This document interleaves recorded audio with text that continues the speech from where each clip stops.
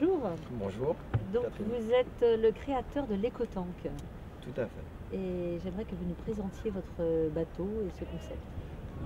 Alors en fait, tout ça, ça part d'un constat il y a quelques années sur la problématique des eaux usées à la base.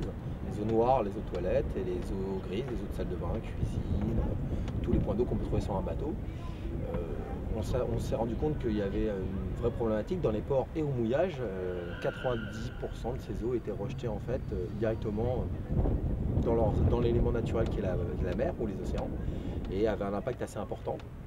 Et on a commencé à regarder un petit peu quelles étaient les solutions qui existaient et on s'est rendu compte qu'il existait soit des stations fixes mais qui n'étaient absolument pas du tout utilisées, déjà pas adaptées aux bateaux de plus de 13 mètres, 13-14 mètres, et puis ensuite difficiles d'accès, souvent là où il y a les stations-service, là où vous faites l'avitaillement, donc très peu de possibilités de venir l'utiliser.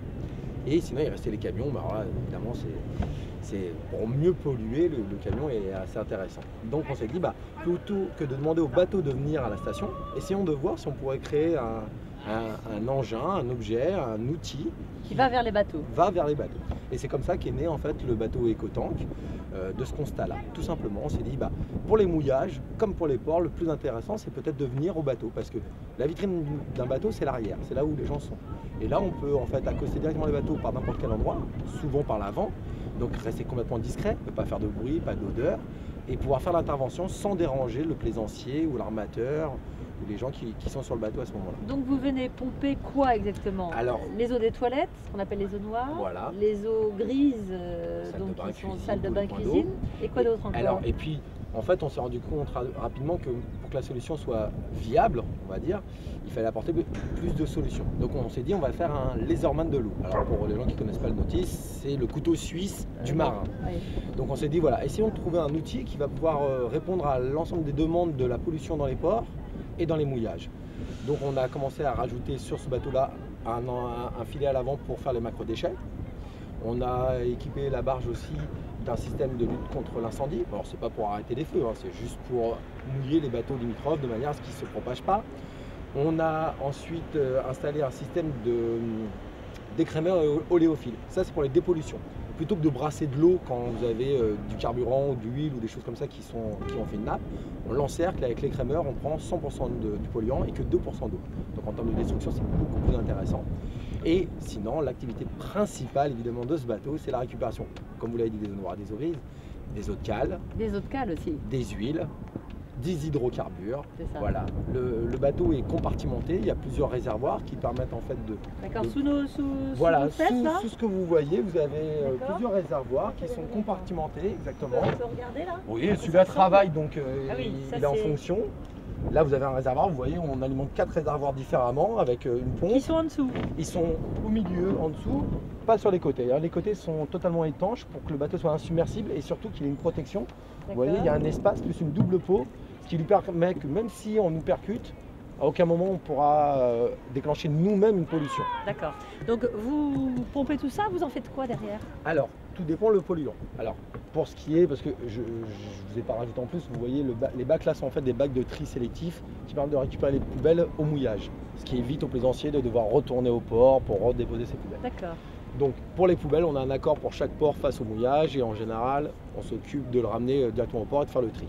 Pour les eaux noires, les eaux grises, nous ramenons les eaux usées directement en centrale de réincinération. Donc par exemple, la centrale qui se trouve à Mandelieu,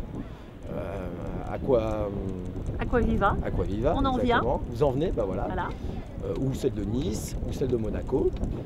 Dans certains ports, nous avons une connexion directe au réseau. Alors en général, ils mettent un débitmètre plus un analyseur pour être sûr qu'à aucun moment, autre chose que des eaux noires, des eaux grises soient rejetées dans cet endroit-là. Pour les eaux de cale, nous sommes équipés de camions, donc on vient récupérer les eaux de cale directement sur le bateau quand le bateau est plein. On les ramène dans nos ateliers. On procède à une décantation plus à une centrifugeuse et ensuite des entreprises comme CERAU ou Eau Réduit à qui nous donnons notre polluant de manière à ce qu'il soit ensuite détruit. Les huiles, nous les revalorisons et les hydrocarbures. Alors les huiles, il y a des entreprises aujourd'hui qui récupèrent en fait ces huiles et qui les recyclent, qui les filtrent et qui ensuite les remettent dans les circuits. Pareil pour les hydrocarbures. Donc chaque chose a vraiment une traçabilité. Nous, on est les seuls à donner une traçabilité complète, c'est-à-dire le plaisancier a son bordereau de suivi de destruction avec la filière complète. Le port a aussi le suivi et l'endroit où on dépote.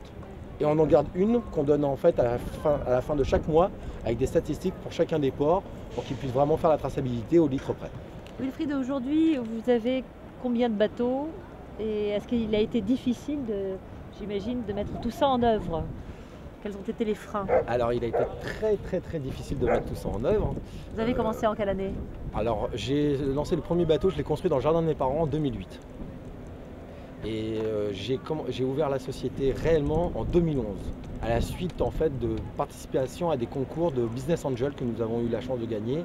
Et donc des investisseurs se sont joints à nous pour venir nous aider dans cette aventure et pouvoir la mettre en œuvre. Donc déjà de 2008 à 2011, on n'a fait que de développer le bateau comme un prototype en fait.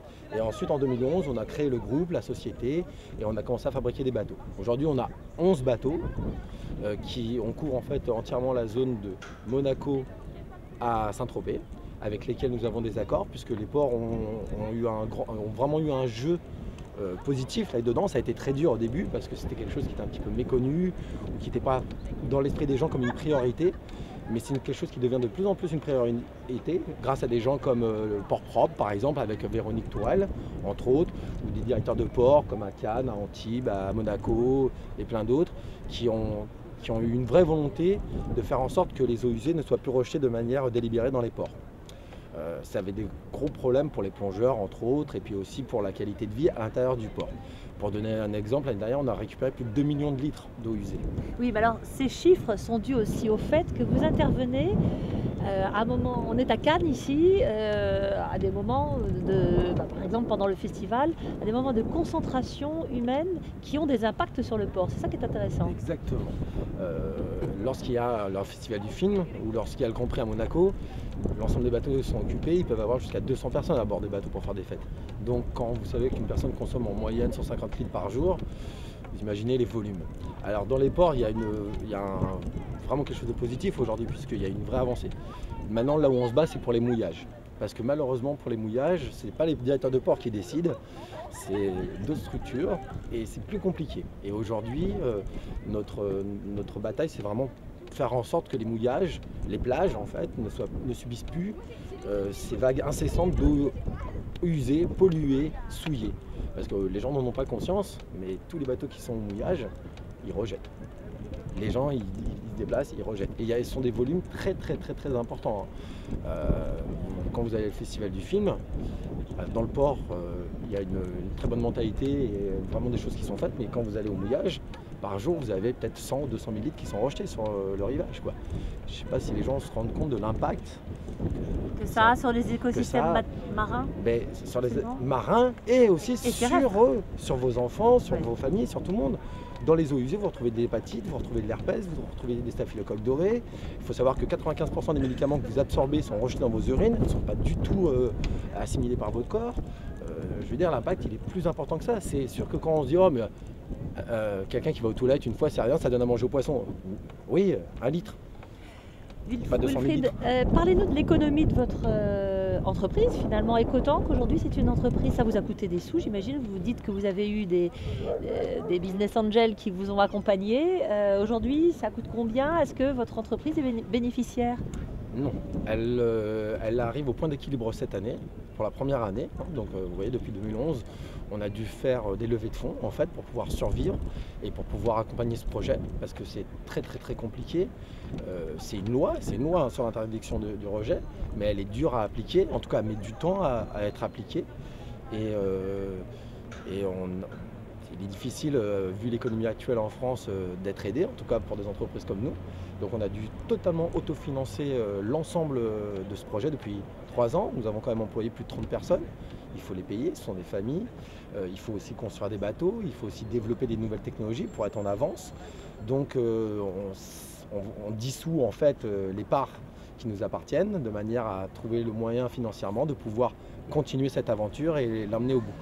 Cette année, nous avons enfin pu sortir quelque chose qui était très important pour nous, qui est en fait une ligne de matériel portuaire professionnel à destination donc des ports et des professionnels. C'est-à-dire qu'on a voulu tirer l'expérience de ce que nous avons créé, de ce que nous avons construit, en se disant bah voilà, nous on l'a construit par rapport à un besoin. Donc devenons une sorte un peu d'industriel franchisons ou mettons des agents et vendons aussi au port. On n'a pas que le bateau, on fait des stations fixes, on fait des stations mobiles, on les fait par remorque. Du moins, on a développé toute une gamme de produits en fait qui sont maintenant dédiés. Et donc là, on part dans 3 semaines à Dubaï, on part en Italie. Donc les gens commencent à reconnaître notre savoir-faire grâce évidemment aux ports qui nous ont aidés, puisque quand vous avez travaillé avec Monaco, ce genre de port, ça vous fait une très belle pub. Mais financièrement, ce n'est que le début, évidemment. Écoutez, on va vous souhaiter bon vent. Et donc la plateforme Océan et Climat, dont je suis l'ambassadrice, vous savez, pour la prochaine COP21, la France accueille à la fin de l'année les négociations climatiques à Paris. Et nous souhaitons, avec la plateforme, faire entendre la voix de l'océan et faire comprendre que si on arrive à maintenir ou à rétablir la qualité, la bonne santé des écosystèmes marins, eh bien, nous aiderons les océans à participer à l'équilibre du climat. Et donc je trouve que votre initiative va complètement dans le bon sens et je suis très très heureuse de vous remettre ce pavillon Océan et Climat qui est le pavillon de la plateforme. Alors on va le tenir voilà comme ça pour le montrer, et si vous en êtes d'accord, que vos écotampes, enfin au moins votre navire amiral en tous les cas, le porte. Alors, déjà, Catherine, c'est moi qui vous remercier. On va le mettre sur tous nos bateaux écotampes. Et surtout, je voudrais préciser, je suis quelqu'un de très honnête, j'ai toujours ce que je pense. Il y a très peu de personnes qui ont eu l'amabilité de venir nous voir, vraiment, pour nous mettre en avant, pour nous aider. Et je tiens vraiment à vous remercier parce que c'est quelque chose que j'attends depuis un petit moment quand même. Bon, bah écoutez, c'est le deuxième pavillon que nous remettons après celui du Prince. Donc, je vous embrasse. Merci beaucoup, vraiment. Merci vraiment. Et bravo. Merci vraiment.